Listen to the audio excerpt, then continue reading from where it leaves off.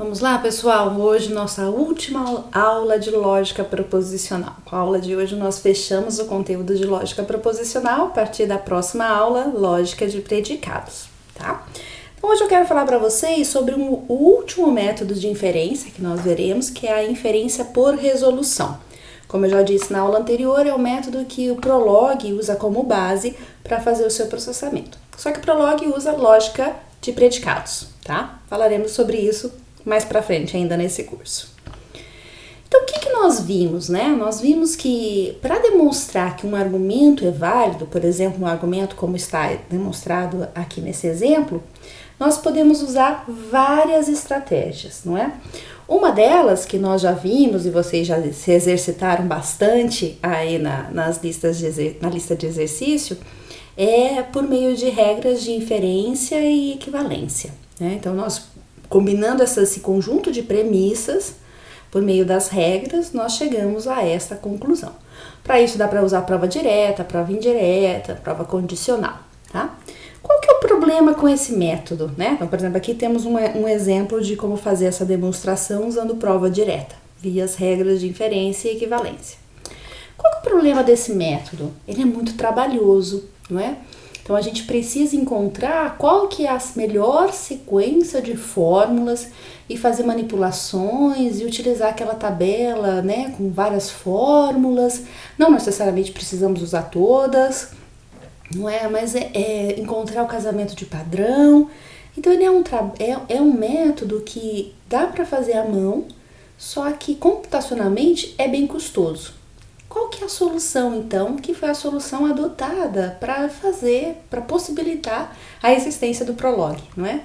É usar a resolução, que é uma simples regra de inferência, tá? Nós vamos mostrar qual que é a base por trás desse método, que é o princípio da resolução. Então, ela é de aplicação fácil, vantajosa e computacionalmente eficiente. Só que ela tem um pequeno problema, né? Ela só se aplica a cláusulas. Então, eu só consigo usar a resolução manipulando cláusulas. Então, manipulando disjunções de literais. E para isso, então, antes de eu conseguir fazer a minha inferência por resolução, eu preciso converter as fórmulas para a forma normal conjuntiva. Então, vamos ver o que temos por trás da resolução. Nós temos o princípio da resolução na lógica proposicional. Desculpem aqui o número do teorema, eu esqueci de atualizar, estava usando como padrão o número da aula, né? Mas ficou assim nesse slide. Considere, então, o princípio da resolução diz o seguinte: considere duas cláusulas, alfa e beta, e um literal, que é um literal P, que ocorre em uma destas cláusulas, como em sua versão positiva. Então, eu estou dizendo aqui, ó, que o P ocorre lá no alfa, e ele ocorre na outra cláusula em sua versão negativa. Tá? Então, o não P ocorre lá no beta. Então, nesse princípio de resolução, ele diz o seguinte: existe uma coisa que eu já vou mostrar para vocês o que é o resolvente. O resolvente destas duas cláusulas em relação a esse átomo, né, que é literal positivo em uma e literal negativo em outra. Então, esse resolvente, ele é uma consequência lógica das duas cláusulas. Então, é esse princípio que ele permite com que eu faça a inferência usando resolução, porque eu sei que a partir de duas cláusulas, o resolvente delas é uma consequência lógica. Então, eu vou ficar combinando cláusulas e gerando resolventes, e essa daqui é a minha regrinha de inferência que eu aplico, que é a regra baseada no princípio da resolução. Então, o resolvente destas duas cláusulas vai ser uma consequência lógica delas. E quem é esse resolvente? Muito simples, tá? O resolvente, ele vai ser a cláusula formada da união da cláusula alfa, sem o literal positivo que ocorria nela, com a cláusula beta, sem o literal negativo que ocorria nela. Então, eu vou pegar as duas cláusulas, tiro delas os literais positivo que ocorre em uma e negativo que ocorre na outra, e uno as duas saídas. Quer dizer, os literais que tiverem sobrado nelas, depois dessas remoções, é o meu resolvente. Então, a cláusula obtida, ele vai ser, então, a cláusula obtida da união de alfa e beta, removendo os literais complementares que ocorrem nelas. Então, por exemplo, né, para ficar mais claro, dadas essas duas cláusulas aqui, a cláusula 1 e a cláusula 2, e a gente vê que existe um literal que ocorre positivo na cláusula 1 e negativo na cláusula 2. Então, o resolvente aqui, o que vai ser? Vai ser a cláusula resultante da união de C1 menos esse Q, então dá só um não P aqui, não é? Que sobra, e do C2 sem a ocorrência do não Q, que vai então sobrar um R. Então, a gente tem como resolvente aqui não P ou R. Simples assim, tá? É como se a gente cancelasse a versão positiva de um, a versão negativa do outro e somasse o restante, né? Unisse o restante. Cuidado, tá? O resolvente ocorre para um átomo de cada vez, tá? Não sai cancelando todo mundo, não. É um átomo de cada vez, tá? E ele tem que estar positivo em uma cláusula e negativo na outra cláusula.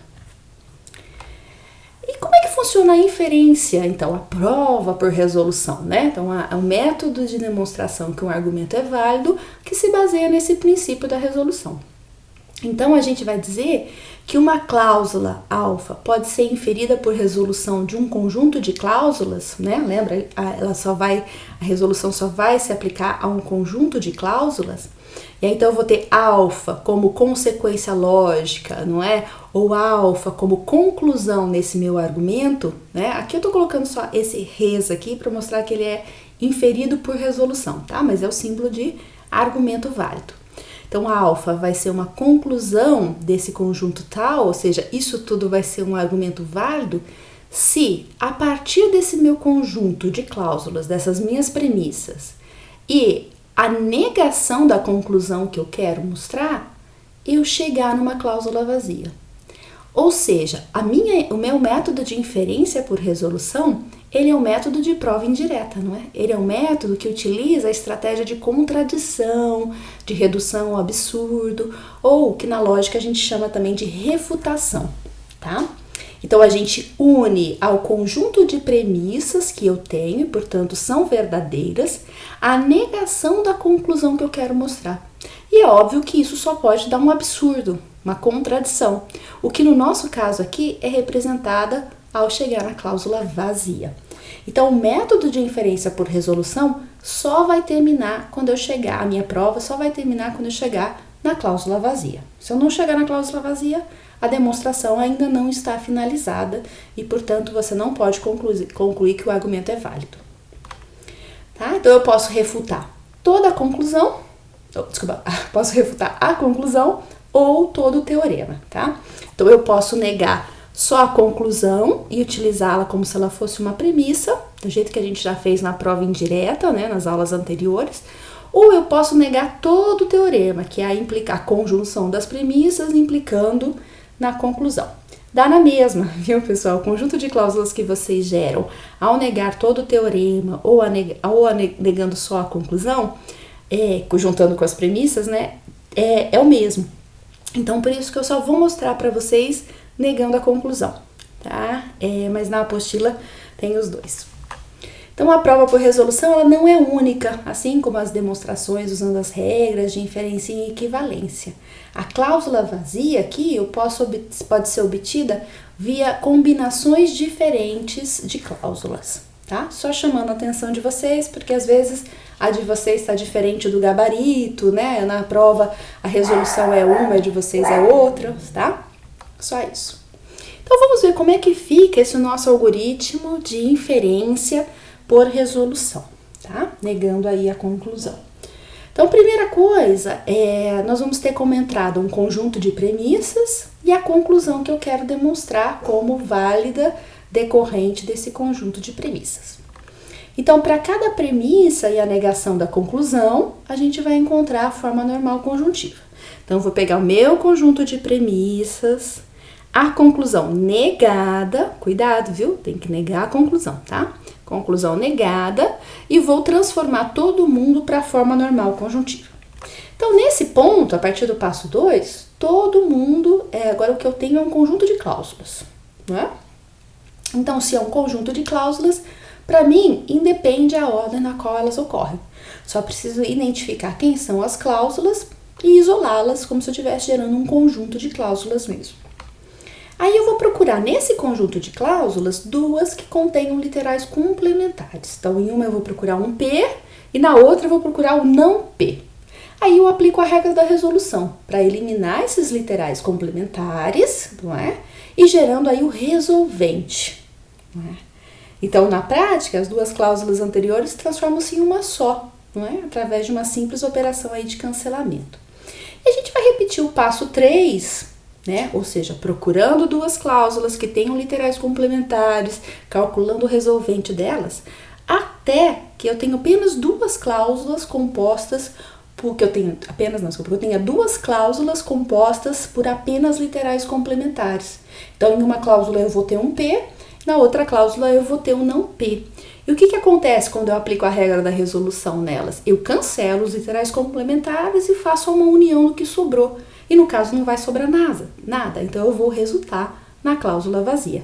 E ao chegar na cláusula vazia, eu chego na contradição, que esse meu método por refutação pede para que ele seja finalizado e então concluindo que o argumento é válido.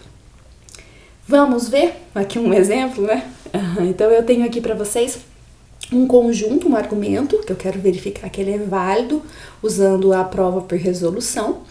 E eu tenho duas premissas que já estão aqui, ó, na forma normal conjuntiva, né? Já são cláusulas, tá vendo? Essa daqui é a minha primeira cláusula e essa daqui é a minha segunda cláusula. Veja, um erro muito comum que vocês fazem, eu tô separando aqui as cláusulas, né, para poder usá-las, é colocar um E no meio delas, tá? Não façam um E aqui, porque são cláusulas e cláusulas não tem o E aqui no meio delas, tá?